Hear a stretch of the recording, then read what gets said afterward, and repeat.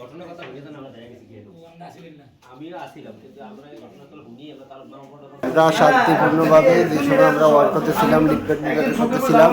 তো ওই সময় জামাতের কিছু লোক এসে আমাদেরকে এলোপাতা লিখু পাইছে খুবই আমাদের মাথা মুথা বাটালাইছে আমরা এমপি সাহেবের কাছে আমরা এটা বিচার চাইতেছি আমরা জামাতের বিচার চাইতেছি কেন আমাদের আরও আহত হয়েছে অনেক লোক আমাদের ভাইদের পাও হাত পাও আর আমার মাথা বাসে কোবাইছে এলোপাতালি অনেক কোবাইছে আমরা এমপি সাহেবের কাছে আমাদের বিশেষভাবে অনুরোধ জামাতের কঠোর বিচার করতে হবে।